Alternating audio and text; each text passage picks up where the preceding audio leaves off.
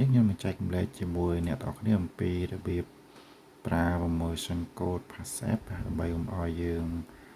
ចំណាយថវិកាច្រើនក្នុងការធ្វើដំណើរ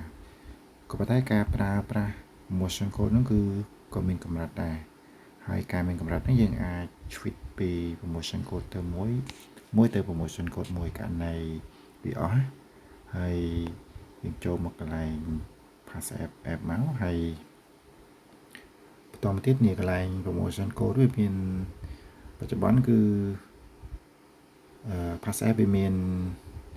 promotion code ច្រើនបាទអញ្ចឹងយើងមើលកន្លែង promotion នេះកន្លែង page promotion ហ្នឹងបាទយើង scroll មកយើងមាន sale driver នេះ use code use ហ្នឹង sale driver sale mode បាទ weekday អញ្ចឹងករណីយើងចង់ទៅយើងចង់ចំណេញបាទយើងចង់ចំណេញច្រើននេះសម្រាប់អ្នកជិះដំបូងអញ្ចឹងអ្នកជិះដំបូងគេ free 5000 3ដងហើយ support driver នេះ3000ករណីយើងអ្នកជិះយូរហើយយើងចង់ចំណេញច្រើនអញ្ចឹងយើងមាន weekday 60%ប៉ុន្តែបាន5ដងហើយ support driver នេះគឺ3000អញ្ចឹងយើងចុចកន្លែង support driver នេះគឺចំណេញ3000បាទកន្លែងនេះយើងចំណេញបាន3000តែប្រើបានតែម្ដងទេហើយកន្លែង valid drive នេះvalid drive trade នេះគឺយើងចំណេញបាន2500ក្នុងម្ដងហើយប្រើបានម្ដងដូចគ្នាហើយយើងទៅមើល weekday វិញ weekday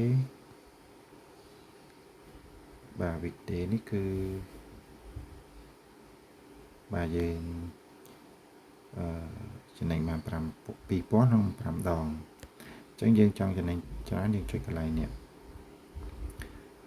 save mode ប្រហែលទេ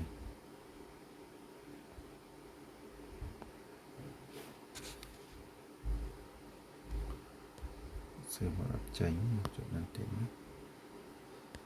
ទេដល់ពេលហើយអស់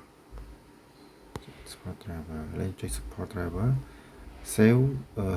promotion code វាគឺពាក្យថា save driver អញ្ចឹងយើងចាប់ដើម booking យើងចុច resume ហើយយើងវាយពាក្យថាយើងវាយពាក្យអីមួយចឹងណាយើងវាយពាក្យហើយយើងទៅកន្លែង wholesale market បាទអញ្ចឹងយើងចុច confirm បាទនេះគឺយើងនឹងបញ្ចូលហើយគឺ save ពាក្យ promotion code វាគឺ save driver អញ្ចឹងគឺយើងsupport driver support driver គឺចំណេញបាន3000នេះយើងចំណេញបាន3000អញ្ចឹងយើងចុច confirm booking មកវាចាប់តាមដំណើរការអូខេអរគុណច្រើនសម្រាប់ការមើលវីដេអូនេះ